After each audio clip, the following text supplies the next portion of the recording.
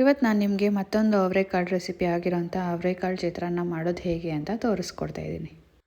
ಈಗಂತೂ ಅವರೆಕಾಳು ಸೀಸನ್ ಆಗಿರೋದ್ರಿಂದ ನಾವು ಎಲ್ಲ ಅಡುಗೆಯಲ್ಲಿ ಸಾಮಾನ್ಯವಾಗಿ ಅವರೆಕಾಳನ್ನ ಯೂಸ್ ಮಾಡ್ತೀವಿ. ನಿಮ್ಮ ಮನೆಯಲ್ಲೂ ಹಾಗೇನ ಕಮೆಂಟ್ ಮಾಡಿ. ನಾನಿಲ್ಲಿ ಮೊದಲಿಗೆ ಅವರೆಕಾಯಿನ ಬಿಡಿಸ್ಕೊಂಡು ನೆನೆಸಿ ಸಿಪ್ಪೆ ಸುಲಿದು ತೊಗೊಂಡಿದ್ದೀನಿ.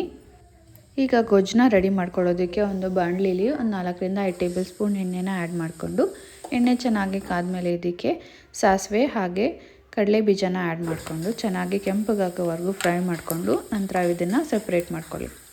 ಆದಷ್ಟು ಕಡಲೆ ಬೀಜನ ಕ್ರಂಚಿ ಆಗೋವರೆಗೂ ಫ್ರೈ ಮಾಡ್ಕೊಳ್ಳಿ, ರುಚಿ ತುಂಬಾ ಚೆನ್ನಾಗಿರುತ್ತೆ.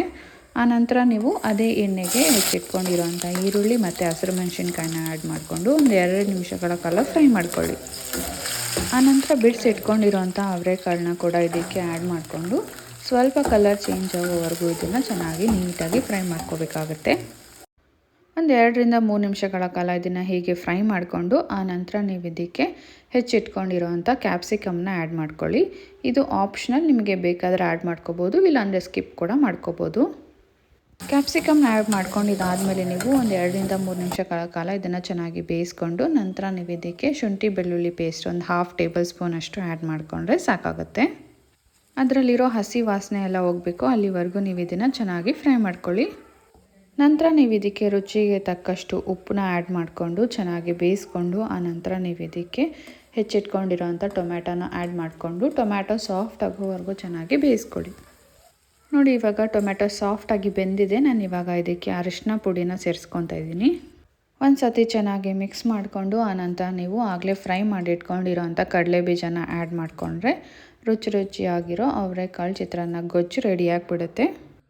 ಕೊನೆಯಲ್ಲಿ ನೀವು ಇದಕ್ಕೆ ಕೊತ್ತಂಬರಿ ಸೊಪ್ಪನ್ನ ಆ್ಯಡ್ ಮಾಡಿಕೊಂಡು ಚೆನ್ನಾಗಿ ಮಿಕ್ಸ್ ಮಾಡಿಕೊಂಡು ಸ್ಟವ್ನ ಆಫ್ ಮಾಡ್ಕೊಳ್ಳಿ. ನಿಮಗೆ ಬೇಕಂದರೆ ಪೂರ್ತಿ ಗೊಜ್ಜನ್ನ ಕೂಡ ಯೂಸ್ ಮಾಡ್ಕೊಳ್ಳಿ, ಇಲ್ಲಾಂದರೆ ನೀವು ಗೊಜ್ಜನ್ನ ತೆಗೆದಿಟ್ಕೊಂಡು ಒಂದು 2 ದಿನಗಳ ಕಾಲ ಆರಾಮಾಗಿ ಸ್ಟೋರ್ ಮಾಡಿ ಯೂಸ್ ಮಾಡ್ಕೋಬೋದು. ಕೊನೆಯಲ್ಲಿ ನೀವು ಇದಕ್ಕೆ ಬೇಯಿಸಿಟ್ಕೊಂಡಿರೋ ಅಂಥ ಅನ್ನನ ಆ್ಯಡ್ ಮಾಡಿಕೊಂಡು ಚೆನ್ನಾಗಿ ಮಿಕ್ಸ್ ಮಾಡಿಕೊಂಡ್ರೆ ರುಚಿಯಾಗಿರೋ ಅವರೆಕಾಳು ಚಿತ್ರಾನ್ನ ರೆಡಿ. ನೀವು ಬೇಕಾದರೆ ಕೊನೆಯಲ್ಲಿ ಲೆಮನ್ನ ಕೂಡ ಆ್ಯಡ್ ಮಾಡ್ಕೋಬೋದು, ಇಲ್ಲಾಂದರೆ ಸ್ಕಿಪ್ ಕೂಡ ಮಾಡ್ಕೋಬೋದು. ನೀವು ಇದನ್ನು ಚಟ್ನಿ, ಮೊಸರು ಅಥವಾ ಪಿಕಲ್ ಜೊತೆಗೆ ಸರ್ವ್ ಮಾಡ್ಕೋಬೋದು. ನೀವು ನಿಮ್ಮ ಮನೆಯಲ್ಲಿ ಯಾವ ಥರ ಅವರೆಕಾಳು ರೆಸಿಪೀಸ್ನ ಮಾಡ್ತೀರಾ ನನಗೆ ಕಮೆಂಟ್ ಮಾಡಿ ತಿಳಿಸಿ. ಈ ರೆಸಿಪಿ ನಿಮ್ಗೆ ಇಷ್ಟ ಆದರೆ ನನ್ನ ವೀಡಿಯೋನ ಲೈಕ್ ಮಾಡಿ, ಶೇರ್ ಮಾಡಿ, ಹಾಗೆ ಮರೆದಿರ ನನ್ನ ಚಾನಲ್ನ ಸಬ್ಸ್ಕ್ರೈಬ್ ಮಾಡ್ಕೊಳ್ಳಿ. ಇಂಥ ಮತ್ತಷ್ಟು ರೆಸಿಪಿಗೋಸ್ಕರ ಖಂಡಿತ ನನ್ನ ಚಾನಲ್ನ ಚೆಕ್ ಮಾಡಿ. ತುಂಬ ಈಸಿ ರೆಸಿಪೀಸ್ನ ನಾನು ಯಾವಾಗಲೂ ಅಪ್ಲೋಡ್ ಮಾಡ್ತಾ ಇರ್ತೀನಿ. Thank you.